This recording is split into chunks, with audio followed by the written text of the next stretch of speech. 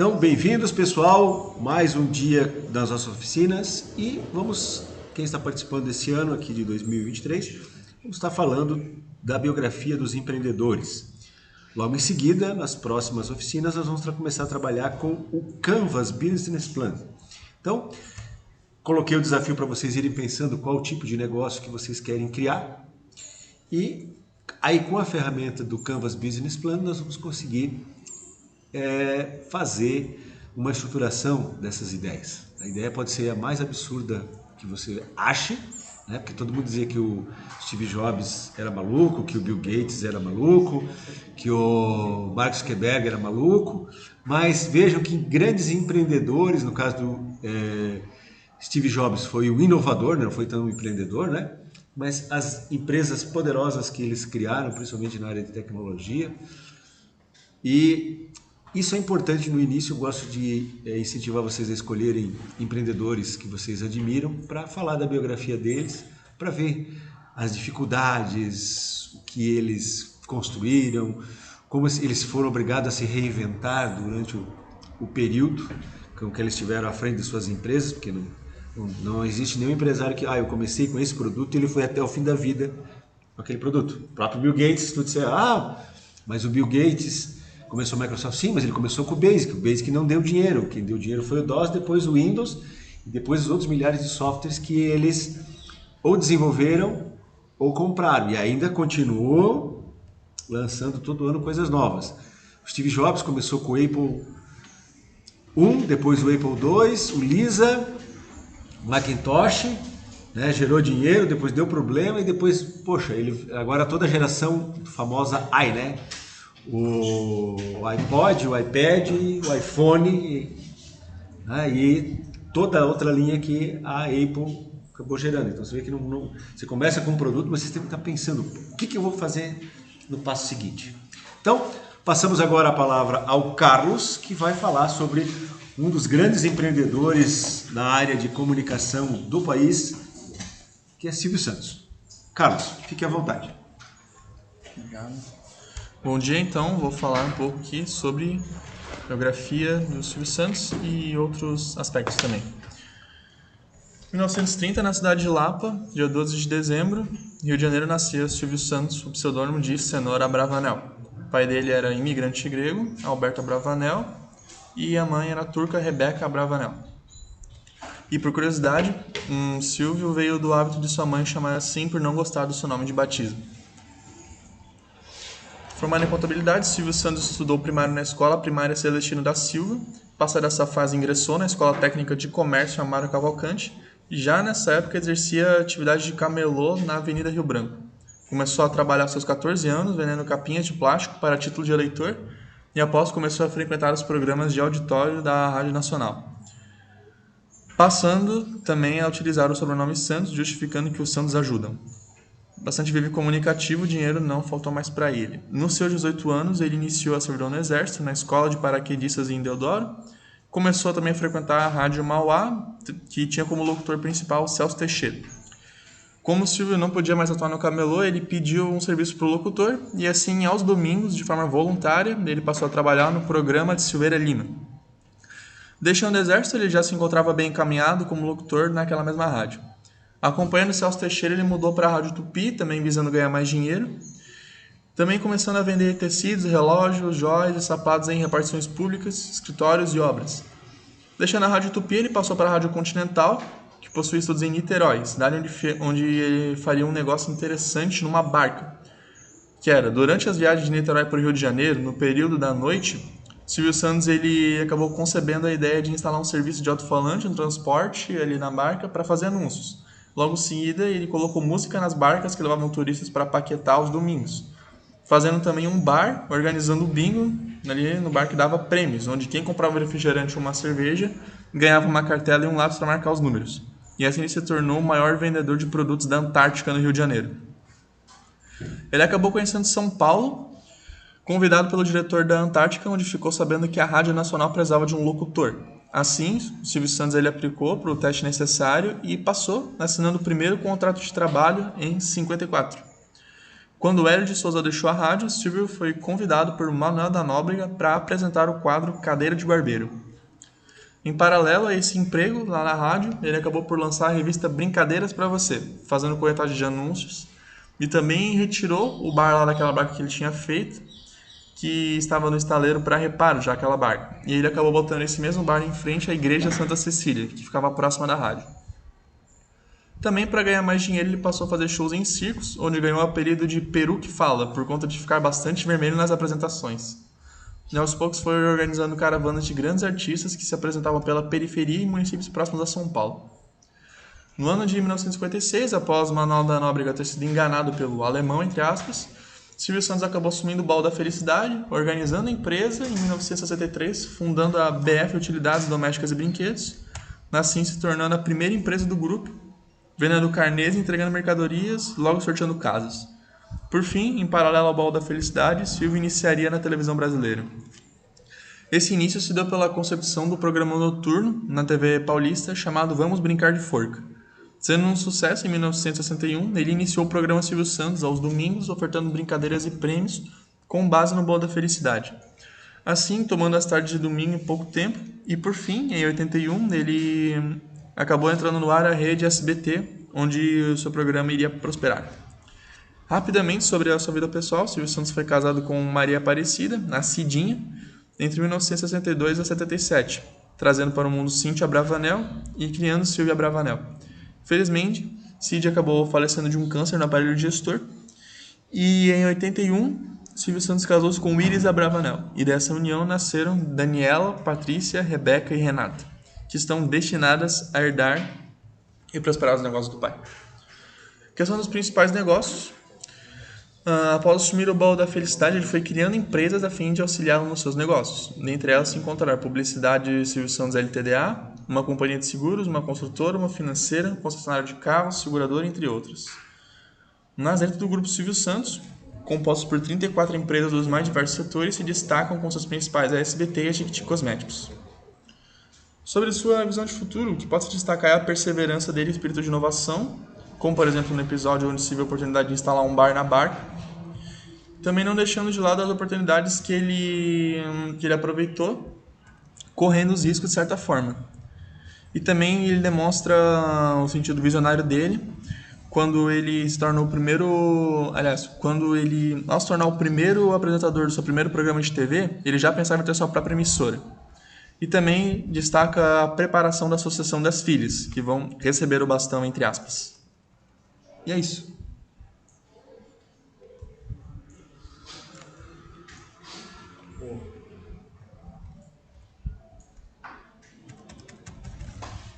Agora passa a palavra ao professor. Muito bem. Então, tanto é que o Silvio Santos é uma lenda nesse país. O Silvio Santos é uma lenda nesse país.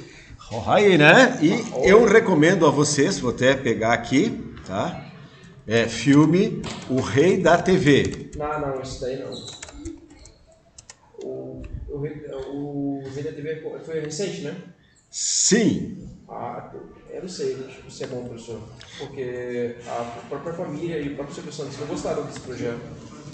Mas aí é o seguinte, contra fatos históricos, a mesma coisa aconteceu lá com o Piratas do Vale do Silício e tudo mais, a família do Steve Jobs e ele mesmo não gostaram muito. E aí... Então, assim, retrataram o Manuel de Nóbrega, se não me engano, foi de uma forma totalmente diferente. E o Silvio Santos ficou meio que como vilãozinho ali, tipo, meio que, pelo que eu vi.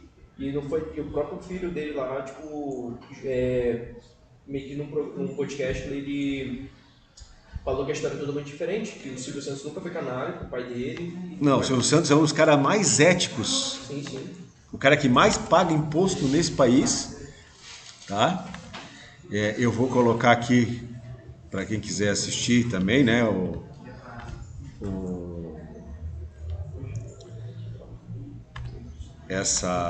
Esse filme, tá? O link aqui. Esse aqui é direto o link. E claro, né, que aí é a história, né? O diretor, o roteirista, eles fazem e acabam mexendo, tentam dar mais ênfase em alguma coisa. O filme da Hebe também, retrataram o marido da Hebe como um cara maldoso, o filho não gostou. É biografia não autorizada. É que nem o meu, o Marcos Zuckerberg, rede social, retrataram ele como um tipo frio, que não se importa com nada, né? Só que assim, na real, ele tipo inacessível, né? Então, ele é acessível para muita gente. Sim, mas ele, assim, na prática, ele tem, assim, como todos nós da informática, temos um TDAH um pouquinho mais elevado. Olha para mim, né? Então, João, a sua vez agora para falar do nosso amigo Mark Zuckerberg e desmistificar essas coisas. Então, no caso do Silvio Santos, eu lembro bem que ele chegou a vender o baú da felicidade para pagar as dívidas que o genro dele fez no Banco Cacique. Esqueci. Né? Ele deixou tudo em dia. Ele não nenhum outro empresário. Olha o que o cara da Americanas está fazendo lá, o cara da Ambev. Mas não, Americanas não foi só assim, tipo, passava por gestão, e tipo, quem viu o problema ofuscava e fazia. Aí passava pro próximo, o próximo via, ofuscava. E até que chegou agora, recente, né? E não tinha mais como esconder. Não tinha mais como esconder, né? Aí, tipo, sim, mas estão lá na briga de recuperação judicial, mas ninguém está botando a mão no bolso para pagar a dívida. Mas eu acho que não tem solução, né? Americanas vai fechar, né? Provável. Assim como aconteceu com a Mesbla, com a Lojas HM, né? Sim. As lojas de varejo sempre são mais problemáticas. Mas aí, vamos com o Mark Zuckerberg, um outro que revolucionou a maneira como que nós nos relacionamos. João, é com você. Ok. Vamos lá. Eu só tenho que fazer com uma apresentação, então. Tá bom, vamos lá. Bom dia, né? Meu nome é João Vitor. Vou apresentar aqui sobre Mark Zuckerberg, né? Uma pequena introdução, né? Seu nome é Mark Elliott Zuckerberg. Ele nasceu no dia 14 de maio de 1984, né? Em Nova York, na cidade de White Plains, né? Tendo pais como Edward Zuckerberg, sendo um dentista, Karen Kempner, psiquiatra.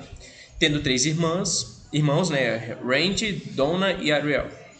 Mark Zuckerberg tem sua descendência como judeu, né? Seu pai e sua mãe são descendentes de judeus. Seu pai é polonês e sua mãe é de alemão e austríacos. Tendo uma família judaica, ele celebra as tradições, mas mesmo assim ele não é muito religioso, né? Como podem ver aqui a imagem do próprio, né?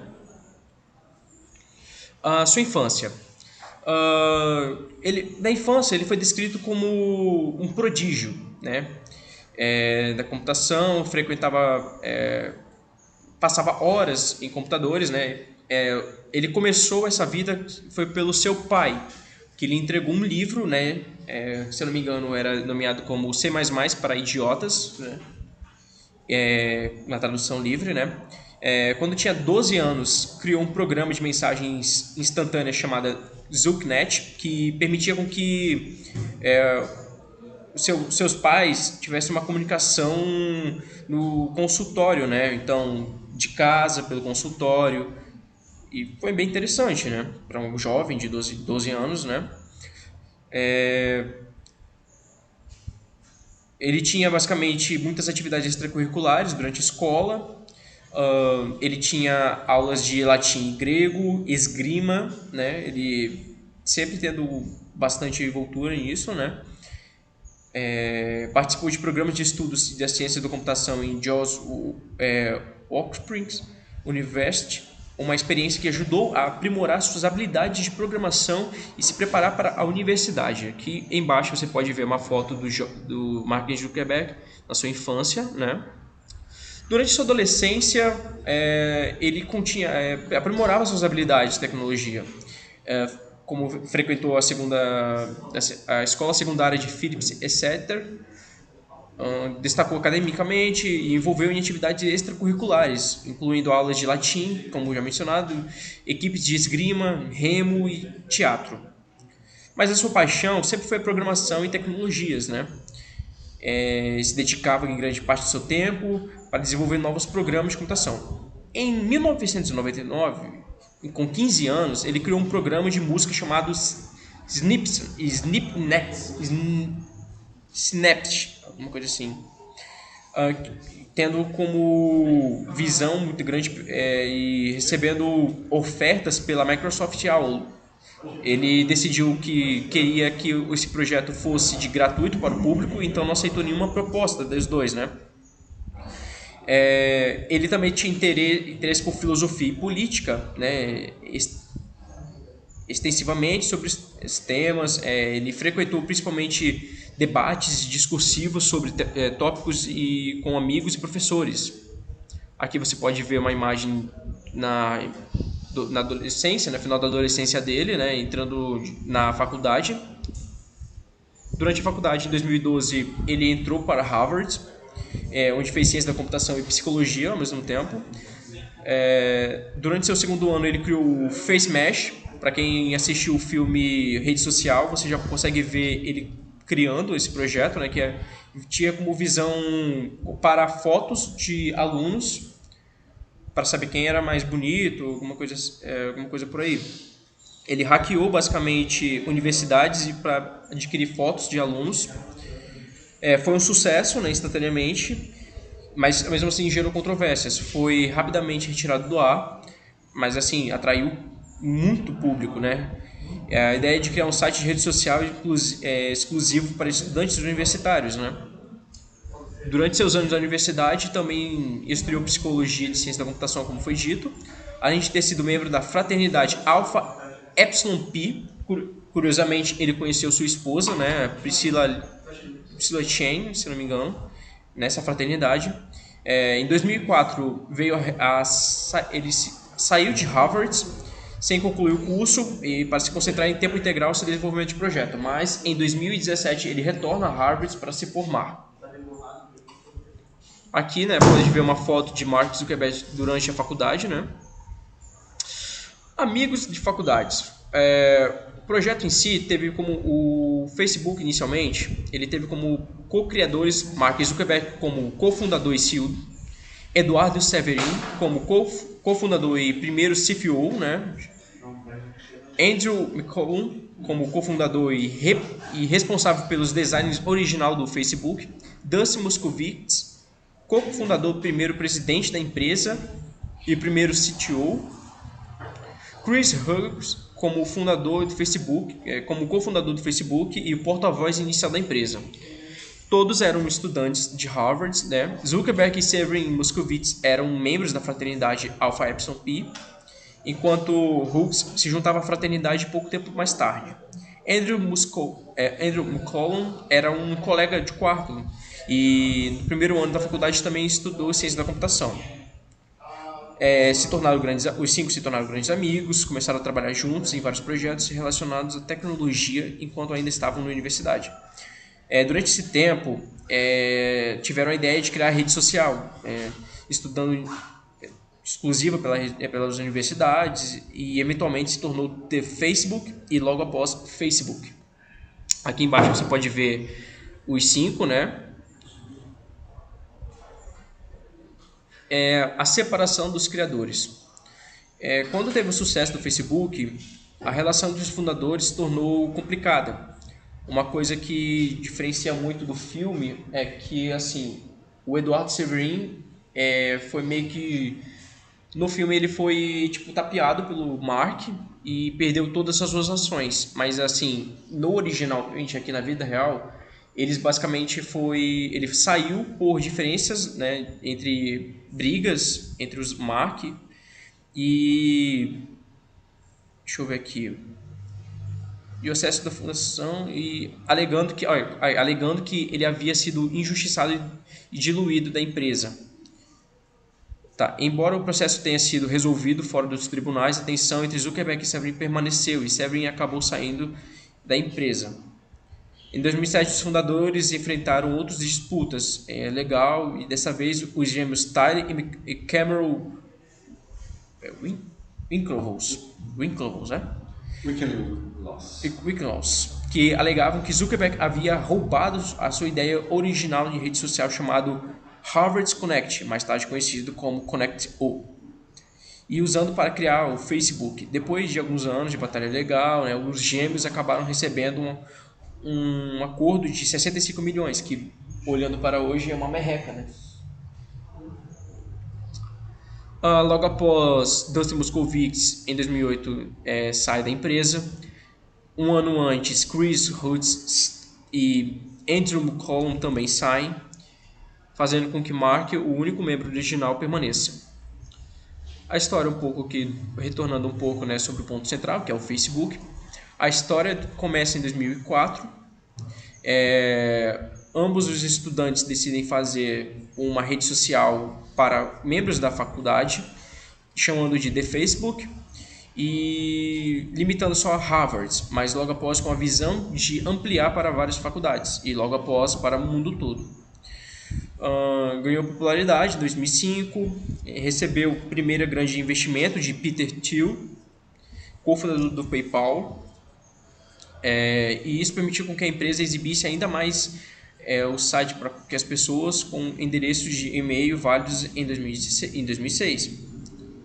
Desde então, o Facebook cresceu e adquirindo outras empresas como Instagram, WhatsApp e também outras empresas que até hoje não tiveram um retorno esperado, né? Como o óculos virtual, né? Se eu não me engano, né? O óculos VR. Apesar desses desafios, o Facebook continuou sendo uma das maiores... retornando aqui, desculpa. O Facebook também enfrentou desafios ao longo do caminho, incluindo questões de privacidade de dados e críticas e permitir que o programa de notícias falsas e discursos de ódio. Apesar disso, né, o Facebook ainda continua sendo uma das maiores empresas de tecnologia do mundo, com mais de 2,8 bilhões de usuários. E a empresa é um dos principais jogadores do setor de mídia social e é responsável por mudar as formas de como as pessoas se comunicam online. O símbolo do Facebook, né? Algumas polêmicas. Eu vou passar por cima nessa parte, né? Temos o roubo de ideia dos gêmeos, né? Tem o uso não autorizado de fotos, né? Que como eu disse, o Mark Zuckerberg hackeou faculdades e roubou a foto de perfil deles. Aquisição de terrenos, né, em 2014, o Zuckerberg estava comprando várias propriedades em torno da casa do Havaí, perdão. Aparição no Congresso dos Estados Unidos. Essa aqui é uma das mais famosas, né? Em 2018, ele foi convocado para depor ao Congresso dos Estados Unidos em relação ao escândalo de privacidade de dados envolvendo Cambridge e Analytics. Sua aparição foi criticada por alguns sendo robótica e sem emoção. Divergências com outros executivos, né? Em 2020, essa foi uma das mais recentes. Aqui a foto, né, de Mark Zuckerberg no Congresso. Projetos paralelos. Aqui podemos ter o metaverso, que atualmente, né, a empresa não se chama mais Facebook, agora se chama Meta. Inteligências artificiais, né? Realidade virtual aumentada. Filantropia, né? Que cada empreendedor é uma coisa comum, né? Legado e fortuna. Mark Zuckerberg tem um legado significativo como fundador do Facebook, uma das grandes empresas, né, influentes e mais de valor do mundo. Vou passar um pouquinho, né, para além, porque eu estou passando meu tempo. Em termos de fortuna, de acordo com a Forbes, Mark Zuckerberg é atualmente um dos homens mais ricos do mundo, com patrimônio estimado em 100 bilhões de dólares, tendo uma reduzida nos últimos anos, né? O seu legado como empreendedor, visionário e filantropo certamente deixa uma marca duradoura no mundo da tecnologia. Como conclusão, né, um pouco passando por cima aqui, em última análise, a história de Mark Zuckerberg é uma demonstração de poder e da influência que a tecnologia e a inovação podem ter sobre a sociedade. Aqui eu finalizo. Perfeito, João. Então, uma das coisas que vale a pena a gente reforçar aqui sobre o Mark Zuckerberg é a visão dele obviamente orientado pelo nosso amigo Steve Ballmer, que foi um dos grandes investidores do Facebook. Tá? Então, só para vocês terem uma noção, eu fui convidado. O Facebook você não podia pegar e se cadastrar, você tinha que ser convidado. Eu fui convidado em 2007 pelo professor Todd Cotton, que provavelmente vai ser nosso palestrante esse ano no Interuni. E ele disse: Fábio, tem uma coisa legal, está começando a ganhar corpo nos Estados Unidos, já teve investimentos, etc. e tal. Né? O professor Todd Cotton é um das pessoas que ajudou a normatizar como é que deveriam ser as páginas webs, etc. nos Estados Unidos. Ele tem uma empresa chamada Top of Nation, que é o topo da nação, porque ele mora lá no Wyoming e também no Colorado, e são em montanhas bem altas lá, as montanhas rochosas, né? Então os picos mais altos dos Estados Unidos estão naquela região ali. Uma das coisas que era engraçado de ver na época era o seguinte: a página era bem cinzinha, bem simples, tá? Em 2007, imagina. A internet aqui na nossa região não era muito forte. A gente mal tinha uma DSLzinha em casa e pagava uma fortuna por ela.